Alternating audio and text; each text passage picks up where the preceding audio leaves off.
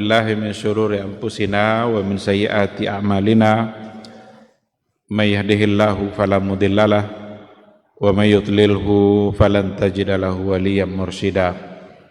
Asyhadu an la ilaha illallah wahdahu la syarikalah wa asyhadu anna Muhammadan abduhu wa rasuluhu la nabiyya wa la rasula ba'dah.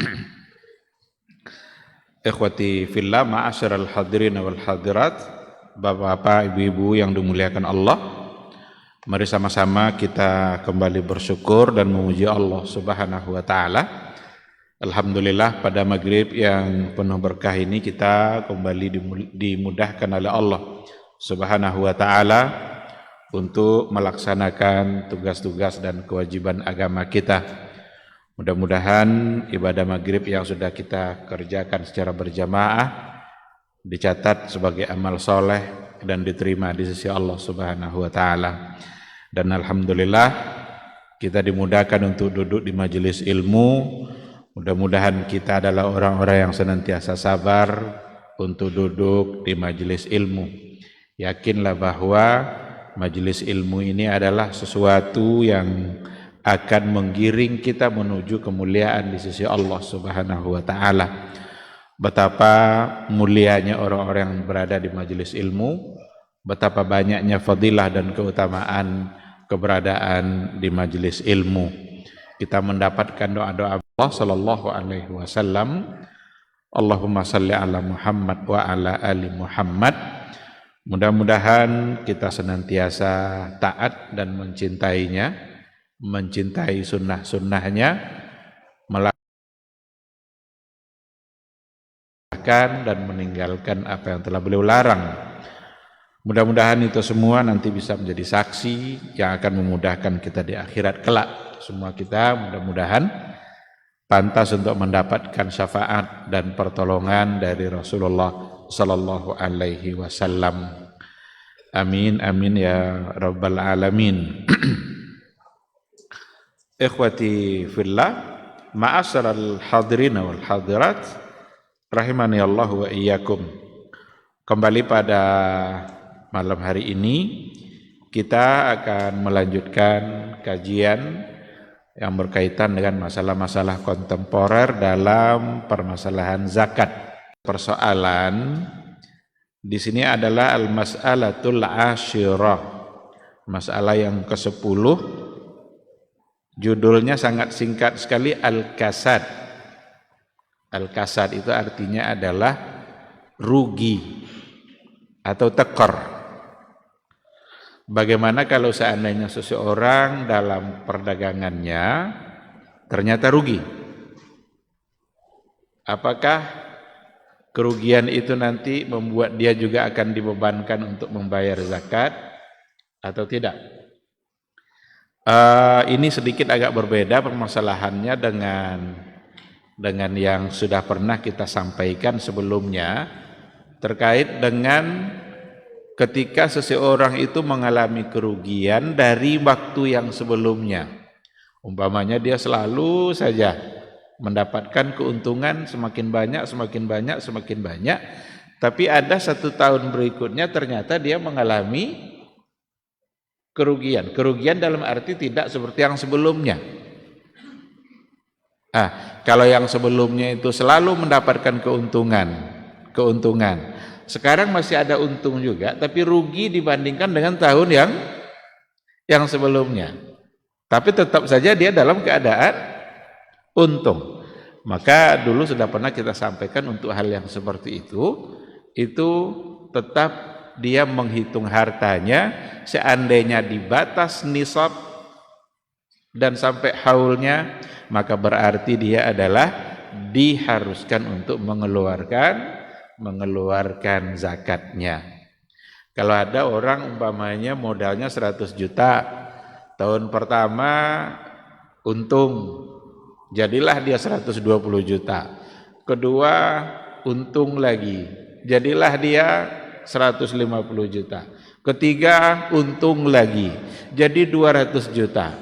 Yang keempat mundur, yang ada hanya 100 juta, kembali kepada 100 juta semula. Bayar zakat atau tidak? Tengok, seandainya itu memang adalah dalam batas nisabnya, berarti dia berkewajiban untuk membayar zakatnya. Sekarang al-kasad ini juga berkaitan dengan persoalan kerugian.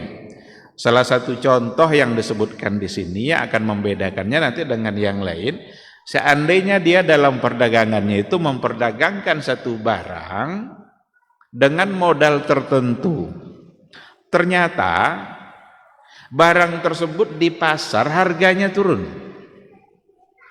Jadi bukan karena tidak ada pembelian, tapi harga barang itu yang turun. Umpamanya 100 juta umpamanya. Tiba-tiba karena ada satu dan lain hal, lalu harga barang itu turun menjadi 30 juta umpamanya. Atau 50 juta umpamanya. Dan ada beberapa barang yang sama yang akan dia perjualbelikan. Itu diistilahkan di sini dengan al-kasad. Al-kasad itu ya diantara artinya adalah kerugian. Dia mengalami kerugian atau tekor. Tidak seperti yang sebelumnya harga yang beredar di pasaran atau di pasar ketika itu. Karena memang secara kenyataan juga terkadang barang-barang yang diperdagangkan itu harga di pasar itu bisa mengalami penurunan. Bisa mengalami penurunan, dan penurunan itu diistilahkan di sini dengan hubutan syadida bihaitsu tajhafu bi amwalit tajir. Penurunan, turunnya harga itu dengan sangat drastis sekali sehingga membuat pedagang itu menjadi rugi. Nah, apakah fahal yajibu alaihi ayyuzakki an hadhihi sila' ma'a bawariha wa kasadiha? Apakah seorang pedagang itu berkewajiban untuk mengeluarkan zakat dari barang-barang tadi ma'a bawariha wa kasadiha?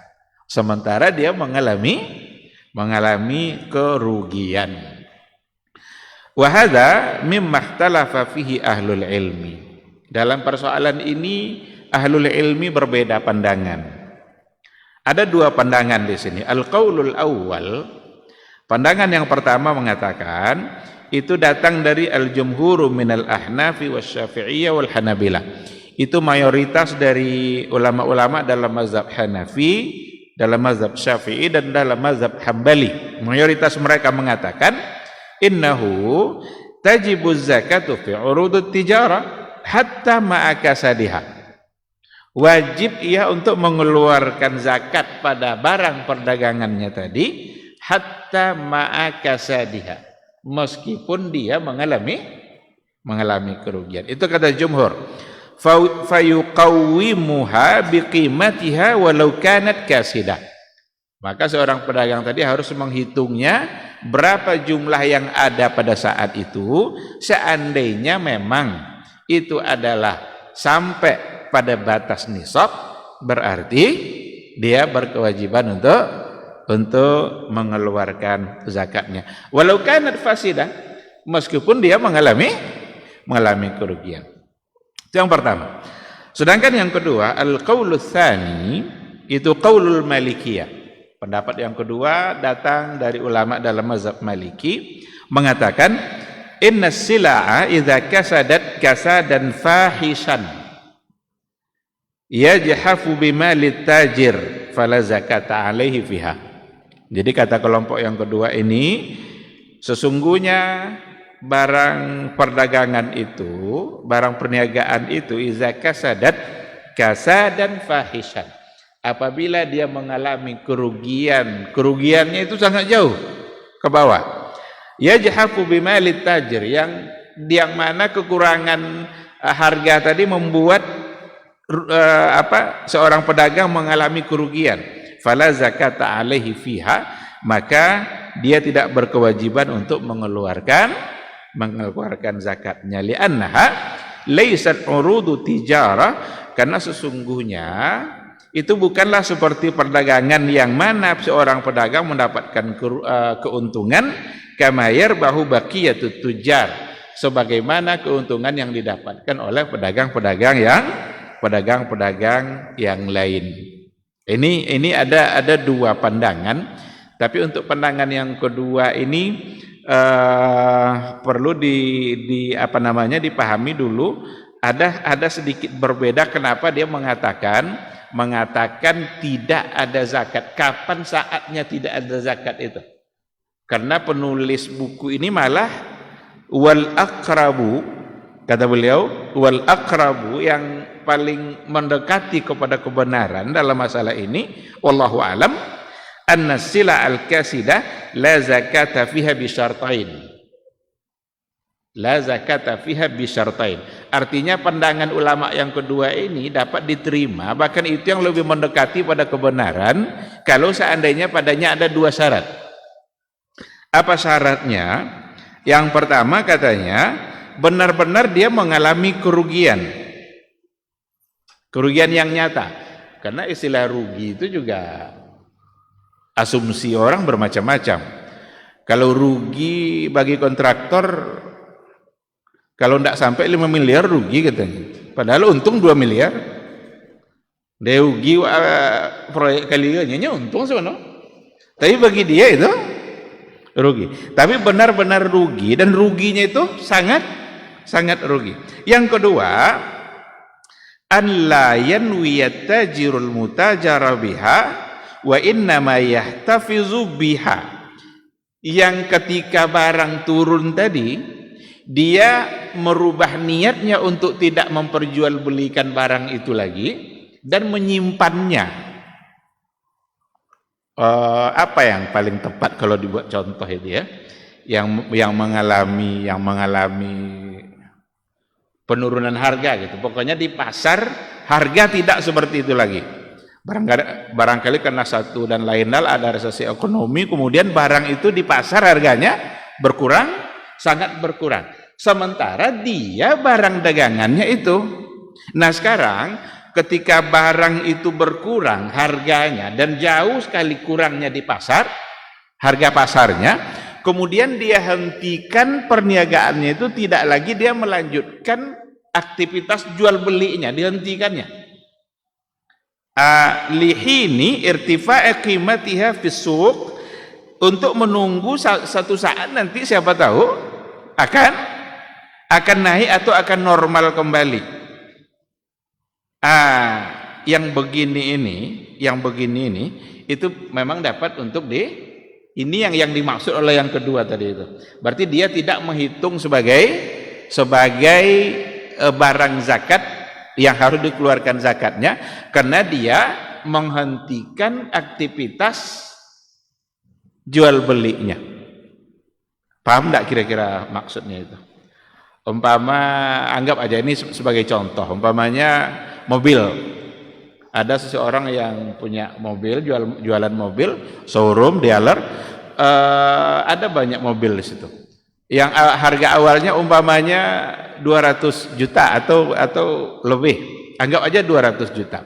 Lalu kemudian tiba-tiba harga barang itu di pasar turun drastis. Menjadi umpamanya 70 juta atau 60 juta. Dikarenakan oleh barang-barang itu secara drastis di pasar harganya menurun, lalu dia hentikan kegiatan jual belinya, dikarenakan oleh harga yang sudah tidak stabil. Nah, ketika ia menghentikan seperti itu, lalu sampai masa haulnya, apakah dia harus mengeluarkan zakatnya, dihitung sehingga nanti ada zakat yang dikeluarkan. Nah, ini yang dimaksud oleh oleh penulis buku ini. Kalau seandainya seperti itu berarti dia tidak berkewajiban untuk mengeluarkan zakatnya. Tetapi seandainya harga turun, tetapi dia terus juga dalam melakukan aktivitas jual belinya. Harga menurun tapi ada juga jual belinya. Ada orang beli dijualnya padahal harga murah. Nah, kalau seandainya masih terjadi seperti itu, maka dikatakan fa'alaihi ayyuzakki. Fa in kana mustamirran fit tijarah, apabila dia terus melakukan aktivitas jual beli, al-bai'u wasyira, fa naqulu huwa mazala tajiran, berarti kita katakan bahwa dia itu sesungguhnya masih sebagai seorang pedagang yang melakukan aktivitas jual beli. Nah, kalau itu yang terjadi, fa alaihi ay yuzakki, maka dia harus mengeluarkan zakatnya.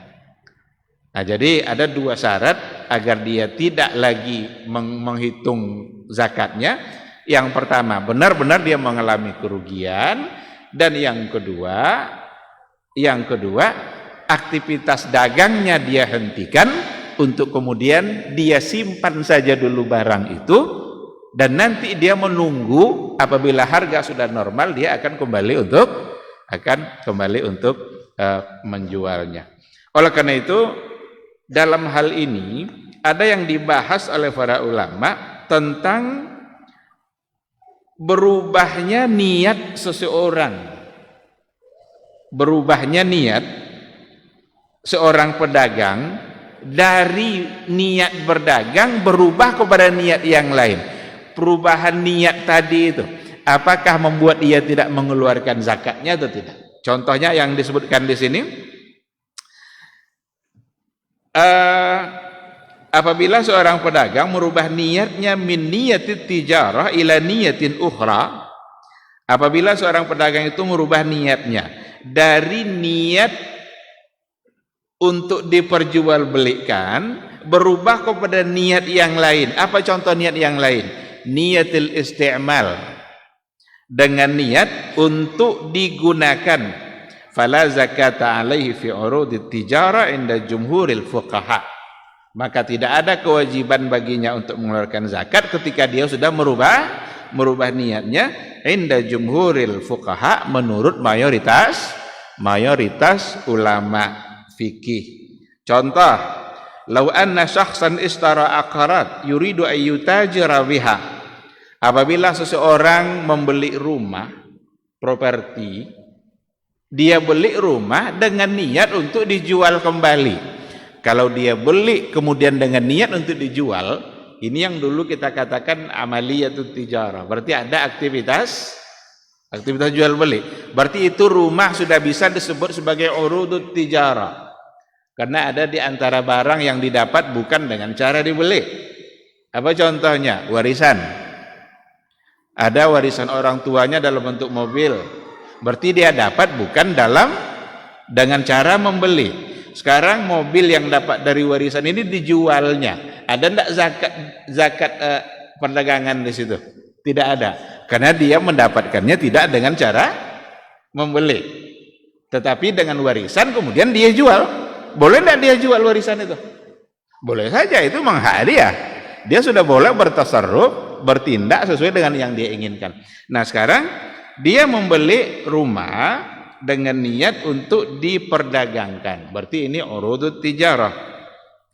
Summa badalahu ayyaj'alaha mabani, tiba-tiba niat yang untuk dijual kembali tadi berubah, tidak jadi untuk dijual, tetapi adalah dijadikannya sebagai bangunan biasa, dan bangunan yang untuk dia tempati atau dia pakai sendiri. Fahal alaihi zakah, apakah ada kewajiban zakat baginya dalam artian urudut tijarah? Berarti ada perubahan niat dalam hal ini.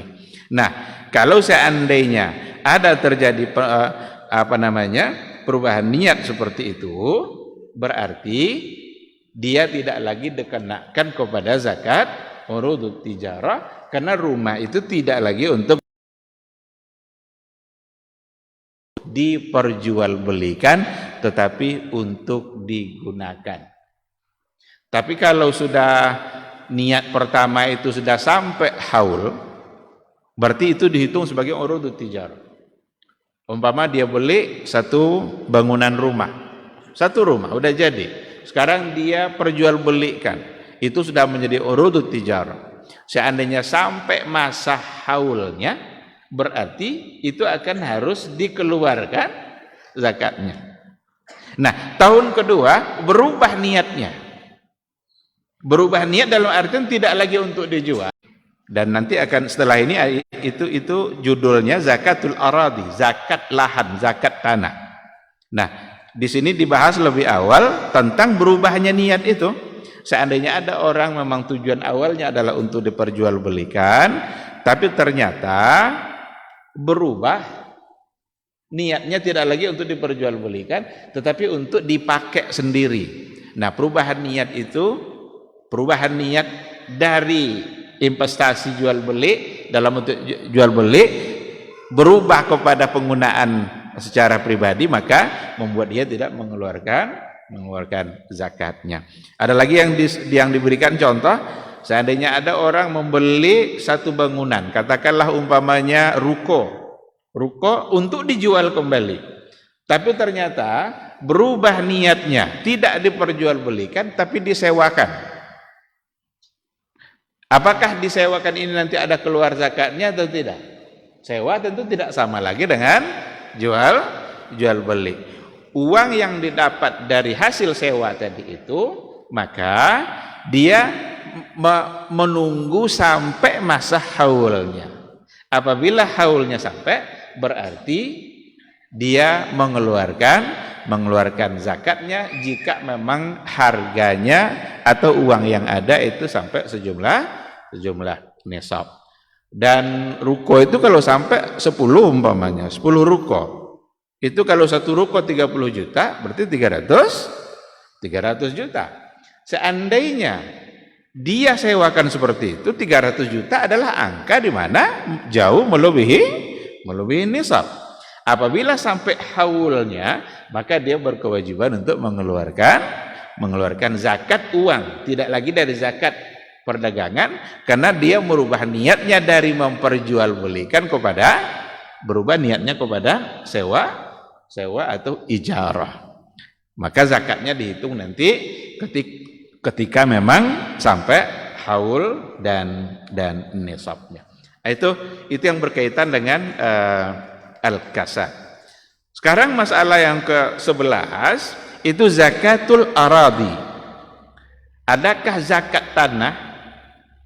Kalau seandainya seorang memiliki tanah, sekian hektar tanah yang dia punya, apakah tanah itu nanti ada kewajiban zakat?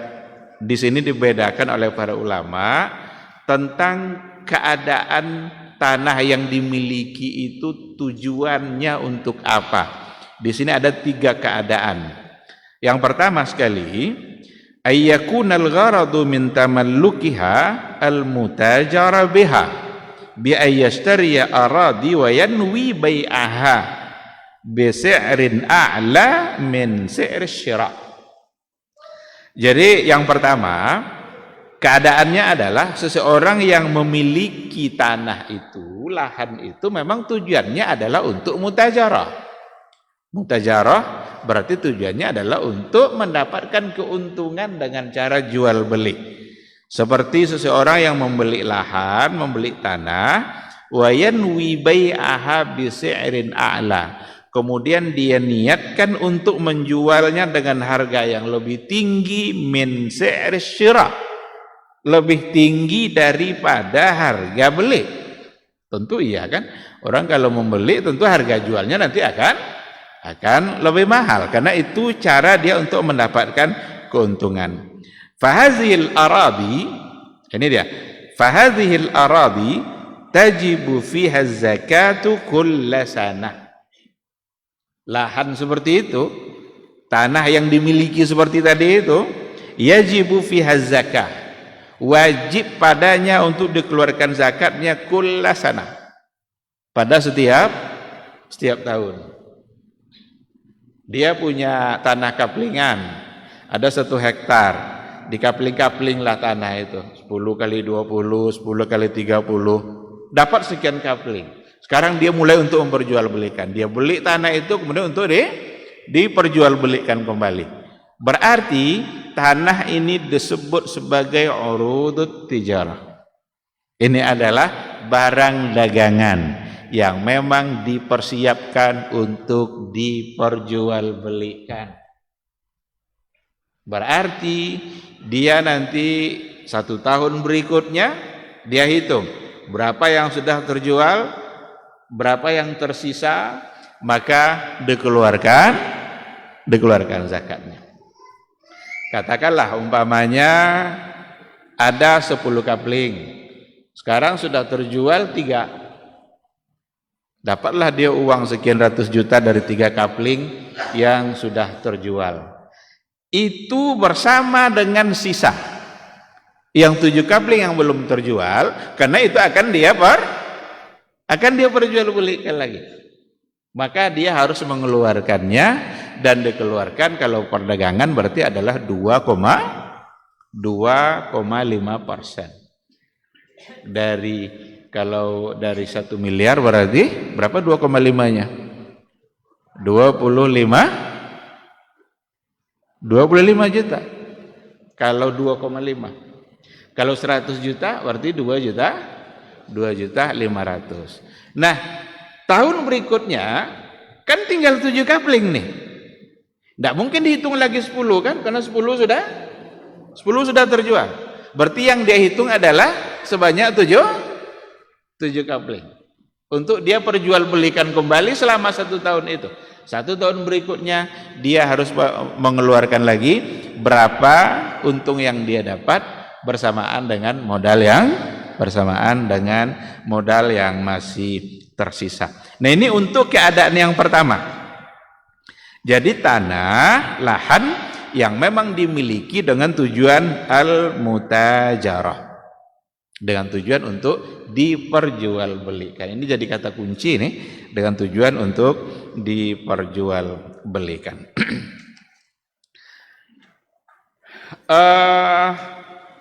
Aradi au akarat liyabniya 'alaiha mabani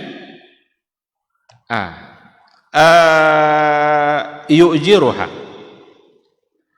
Yang kedua, tujuannya lahan yang dia miliki itu bukan untuk diperjualbelikan, tetapi sebagai ladang investasi, di mana nanti dia di situ akan membangun bangunan-bangunan yang dia inginkan, dan bangunan itu untuk disewakan. Seperti ruko, sukak itu kalau di kita ya berarti ruko lah itu. Kalau di Arab itu seperti apartemen-apartemen dibangun, itu kan dia untuk disewakan. Dia tidak sedang memperjualbelikan apartemen itu, tetapi manfaat dari sebuah bangunan. Nah, di sini dicontohkan kasuka ke mafrusha au yu'ajjiru al-bait, atau rumah yang disewakan, wa yastafidu min ghullatihi wa ujratihi. Lalu orang yang menyewakan tadi mendapatkan manfaat dari keuntungan atau dari biaya sewa yang dia dapatkan. Nah, fahadhil aqarat tuzakka zakatul mustaghillat.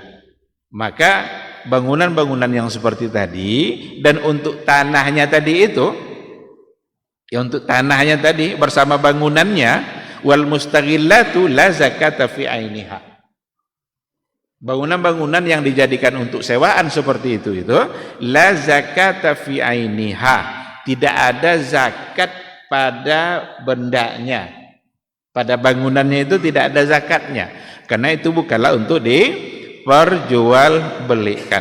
Sama dengan tanah yang tadi itu juga, tanah yang dia beli untuk dia bangun itu juga laisa fiha zakah hatta walau balagat qimatuha ad'af si'r syira.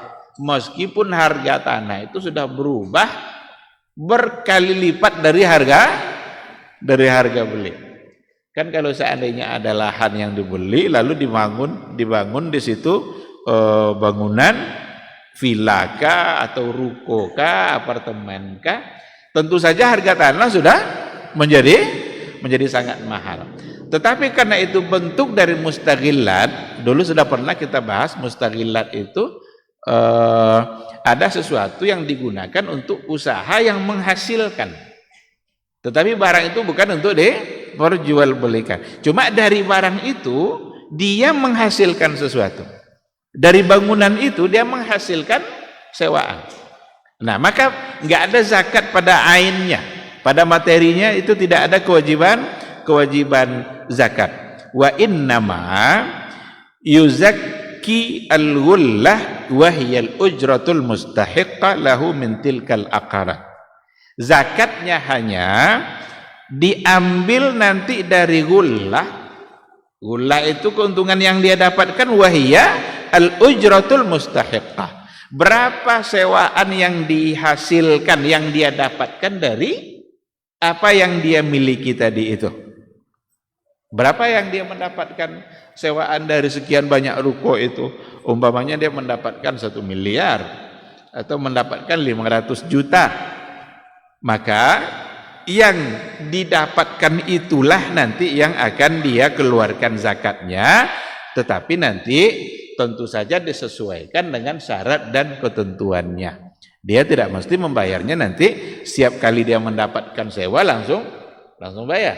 Karena ini adalah uang, maka berlaku baginya ketentuan dalam zakat uang. Berarti ada haulnya. Oleh karena itu, seandainya nanti uang sewaan yang dia dapatkan itu sampai haulnya, sampai nisab dan sampai haulnya, maka pada saat itulah dia berkewajiban untuk mengeluarkan zakatnya. Maka dikatakan di sini, fa idza halal haul ala aqdil ijar. Apabila sudah sampai haulnya, mulai dari akad sewa tadi. Jadi haul dihitung mulai dari akad sewa. Sekarang dia punya ruko, ada 10 ruko. Mulai sewa Ramadan ini, Ramadan depan, mulai disewa. Berarti Ramadan 1 tahun berikutnya itu sudah dianggap sebagai haul. Maka uang yang dia dapatkan dari sewaan ruko-rukonya tadi, Ramadan berikutnya dia harus mengeluarkan zakatnya. Bapak ya kalau tak pakai witir. Yang dihitung tentu yang masih tersisa. Ini witir tentu tak dipakai. Nah, berapa yang tersisa? Umpamanya 1 miliar. Dipakai tinggal 500 juta. Berarti itu yang dikeluarkan zakatnya. Diambil 2,5%. Karena dia adalah zakat uang, maka dikembalikan kepada uang. Nah, jadi begitu caranya. Fa iza halal haulu ala aqdil ijar, fayajibu alaihi ayyuzakki anil ujrah. Nah, ini juga perlu. Walau lam yakbidha. Maka kalau sudah sampai haulnya, maka ia mengeluarkan zakatnya dan ia ikut menghitung walaupun ada di antara sewaan yang belum dia terima. Umpama dari sewaan itu yang seharusnya 1 miliar, tapi ada yang belum bayu sodoleh. Sehingga yang ada di tangannya hanya 700 juta umpamanya.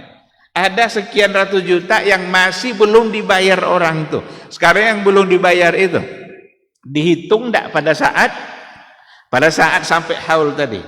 Nah, berdasarkan keterangan di sini, walau lam yakbidha, meskipun ada di antara sewaan yang lam yakbid ulun sampai ke tangan, belum dalam genggaman dia, tetapi itu sudah harga sewaan yang sebenarnya itu hak dia, hanya karena orang yang belum bayar. Nah, untuk hal yang seperti itu, maka dia juga harus menghitungnya. Nah, ini keadaan yang kedua, berarti berbeda dari yang pertama. Kalau yang pertama, tanah yang dimiliki dibeli untuk diperjualbelikan, maka dia jadi zakat perdagangan. Nah, sekarang yang kedua, tanah yang dia beli bukan untuk diperjualbelikan, tapi investasi untuk dibangun di atasnya properti lain untuk disewakan. Maka zakatnya berubah kepada zakat uang yang didapat dari sewaan. Kalau sampai haul, maka wajib dibayarkan zakatnya, meskipun ada di antara sewaan yang belum dia terima, tapi dihitung dalam mengeluarkan zakat. Sedangkan yang ketiga, insya Allah kita jelaskan setelah suara azan kita jawab.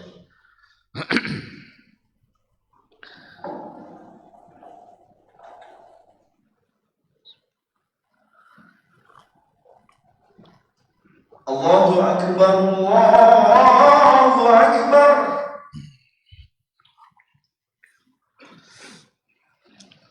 الله أكبر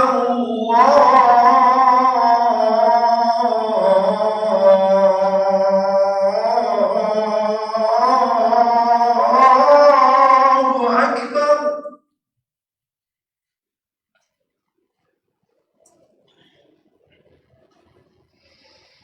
أشهد أن لا إله إلا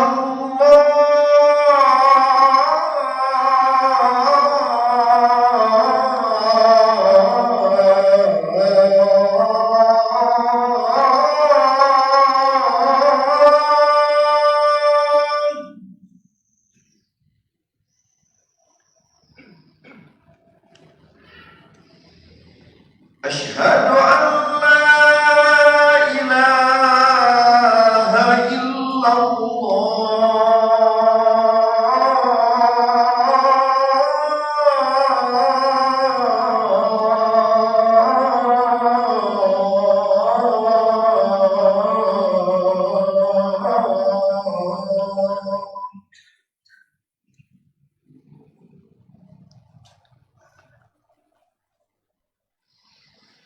أشهد أن محمدا رسول الله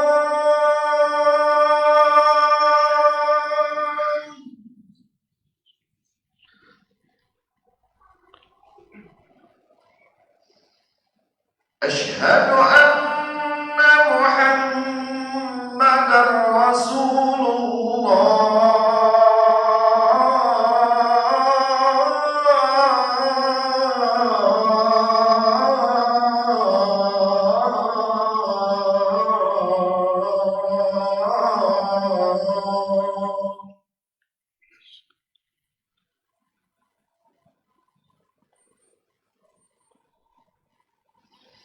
حي على الصلاة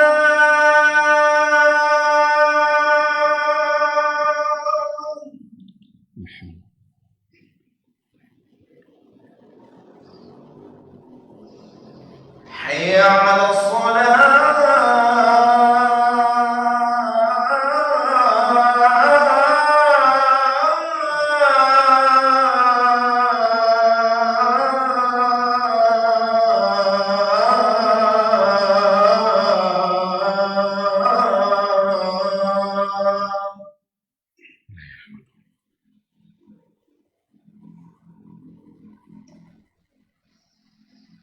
حي على الفلاح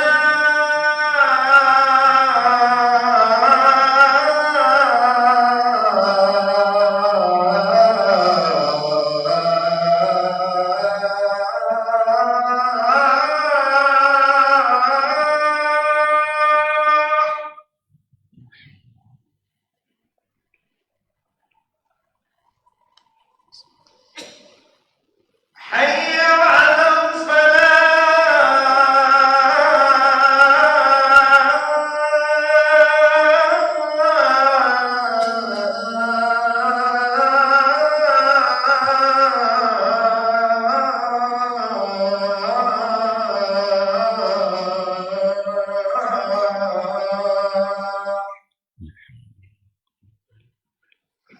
الله أكبر الله أكبر لا إله إلا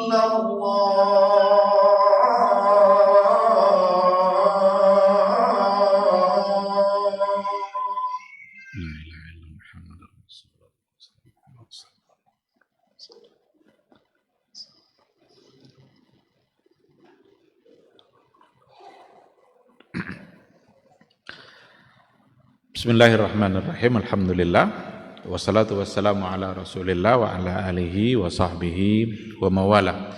Ikhwati fillah, ma'asyiral hadirin wal hadirat, rahimani Allah wa iyyakum. Kembali kita kepada materi kita. Jadi ada dua keadaan yang tadi sudah kita sampaikan.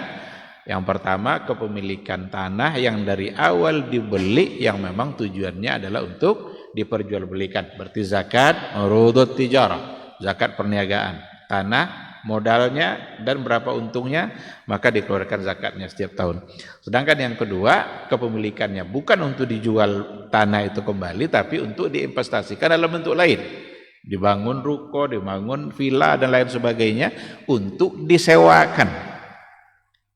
Kalau untuk disewakan, maka nanti zakatnya adalah balik kepada zakat uang, karena dari hasil sewa itu adalah dalam bentuk uang. Sedangkan yang ketiga, al-halatu tsalitsah al-aradi allati yatamallakuha biqasdil isti'mal.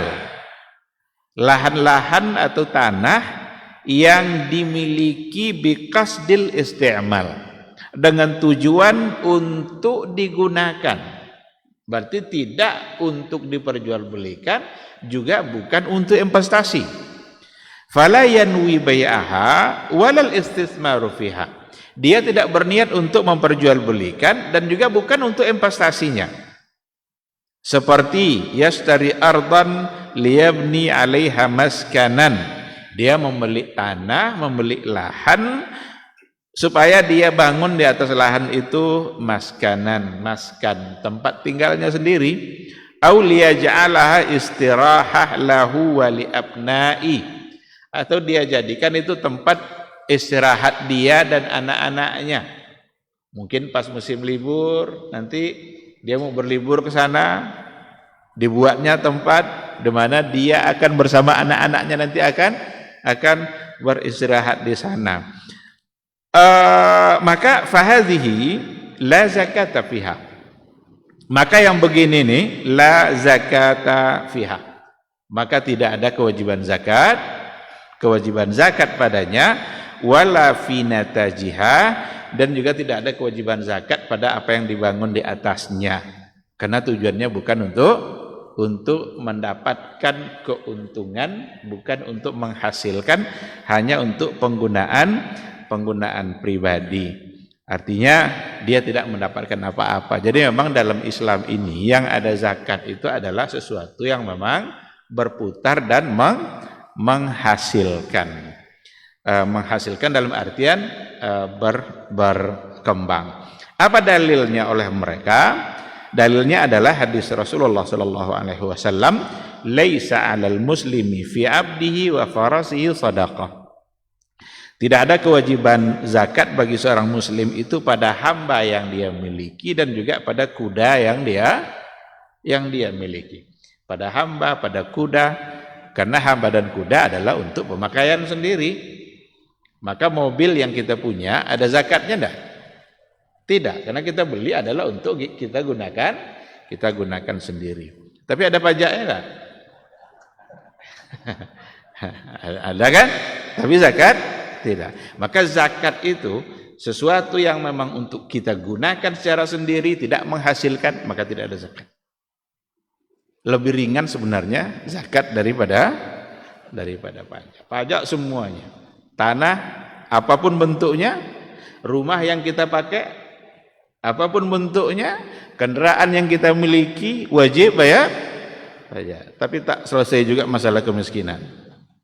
Nah, sementara zakat, sejarah sudah membuktikan mampu mengatasi persoalan kemiskinan. Jadi hadis ini menjadi sandaran oleh para ulama. Inilah landasannya, karena disamakan dengan hamba atau kuda. Dikiaskanlah kepada hamba dan kuda ini sairu urudil kinyah, semua barang-barang yang kita gunakan, yamlikuha syakhsu biqasdil isti'mal, yang dimiliki oleh seseorang dengan tujuan untuk dipakai sendiri. Kalau sampai limo maru jalan limo, karena memang bukan untuk menghasilkan, cuma inyo aja mubazirnya kan. Seharusnya dia tidak melakukan hal-hal yang mubazir seperti itu, karena dia bisa gunakan untuk hal-hal yang lain yang bermanfaat bagi orang lain. Jadi inilah inilah tiga keadaan ya, tiga keadaan yang berkaitan dengan zakatul aradi, zakat tanah. Yang kalau untuk diperjualbelikan, maka zakatnya zakat perdagangan. Kalau untuk diinvestasikan, maka zakatnya lah zakatul mustaghillat, dari sewaan itu yang akan dia bayarkan zakatnya. Sedangkan kalau untuk digunakan secara pribadi, maka tidak ada kewajiban zakat apapun. Ada satu poin yang dibahas di sini, diistilahkan oleh para ulama dengan at-tajirul mutarabbis. At-tajirul mutarabbis itu pedagang yang menunggu-nunggu kesempatan. Nyelado niat menjual, tapi ulun saat itulah. Balik kepada poin yang pertama tadi. Ketika ada seseorang yang memiliki sesuatu, memang niat awalnya adalah untuk diperjualbelikan, tetapi tidak diperjualbelikan mulai dari saat itu. Niatnya lado kah? Tapi soalannya murah kini gua baunya. Tunggu dulu, tahun kedua lu jole, tahun ketiga lu jole, sampai 5 tahun, tahun ke-6 tanah tadilah tenggio gua situ. Dari awal tadi tujuannya memang adalah untuk diperjualbelikan. Apakah dia berkewajiban untuk membayarkan zakat setiap tahun? At-tajir al-mutarabbis istilahnya. Di wa hadza yusammihi ahlul ilmi at-tajirul mutarabbis. Ahlul ilmi mengistilahkan untuk orang-orang seperti ini adalah pedagang yang memang menunggu-nunggu kesempatan untuk dijual. Niat jualnya sudah ada, tetapi tidak dijual pada tahun itu karena menunggu saat harga naik. Itu sebelum jadi kan terupati di situ, murah tanah situ. Setelah jadi mahal. Isu lah nang lah jadi, isu bawa jualnya. Tapi niat jual sudah ada. Maka wa asahul aqwali hadza ma dhahaba ilaihi fuqahul malikiyah. Yang paling asah, yang paling kuat dalam persoalan ini untuk hukumnya adalah apa yang menjadi pandangan sebagian dari yang dikatakan oleh fuqahul malikiyah, di mana orang-orang yang seperti itu dia hanya berkewajiban untuk membayarkan zakatnya itu sekali saja ketika nanti sudah terjual. Jadi dikatakan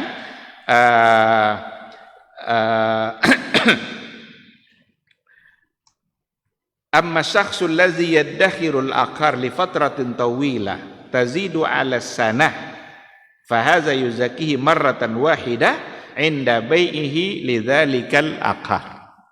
Adapun seseorang yang memang ditunggunya dulu harga sampai harga itu naik dalam masa yang lama, tazidu 'ala sana, di mana lamanya itu lebih dari satu tahun. Fa hadza yuzakkihi marratan wahidah. Maka yang seperti ini dia berkewajiban untuk membayarkan zakatnya marratan wahidah, satu kali saja, inda bai'ihi, ketika memang sudah dijual. Kenapa jadi wajib? Karena memang niat menjualnya sudah ada dari awal. Kenapa tidak setiap tahun? Karena dia tidak menjualnya pada setiap tahun. Jadi yang paling kuat di sini menurut penulis buku ini adalah apa yang menjadi pandangan dari kelompok Malikiyah yang at-tajir al-mutarabbis. Nah, dari sini juga dipahami oleh para ulama bahwa untuk adanya zakat pada jual beli itu sudah mulai ada ketika memang sudah ada niat untuk memperjualbelikan. Maka disinilah pentingnya berpengaruhnya niat dalam menentukan hukum.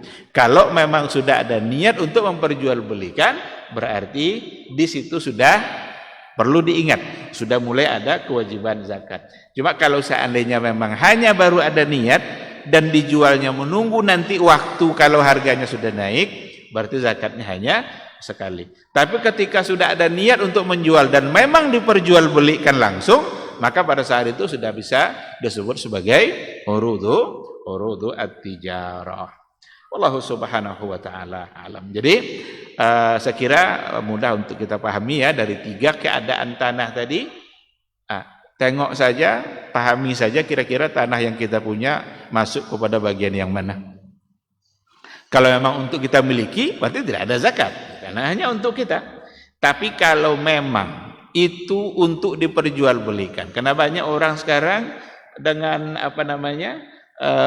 dengan usaha-usaha yang ada, dia punya modal, kemudian dia kapling-kapling tanah untuk diperjualbelikan, berarti itu adalah bagian dari urudu at-tijarah yang enggak boleh diabaikan zakatnya. Karena zakat adalah menjadi kewajiban yang datang dari Allah Subhanahu wa taala. Baik, ini mungkin yang bisa kita bahas pada malam hari ini, mudah-mudahan bisa kita pahami. Semoga Allah Subhanahu wa taala selalu membimbing kita untuk taat kepada aturan-aturannya, berikan semangat untuk tetap belajar dan mengamalkan apa yang kita pelajari. Yang benar datang dari Allah dan yang salah, keliru, itu semata-mata karena kekurangan ilmu dan barangkali juga godaan dan gangguan-gangguan dari syaitan. Mohon untuk dimaafkan. Terima kasih. Subhanakallahumma wa bihamdika asyhadu an la ilaha illa anta astaghfiruka wa atubu ilaik. Wassalamualaikum warahmatullahi wabarakatuh.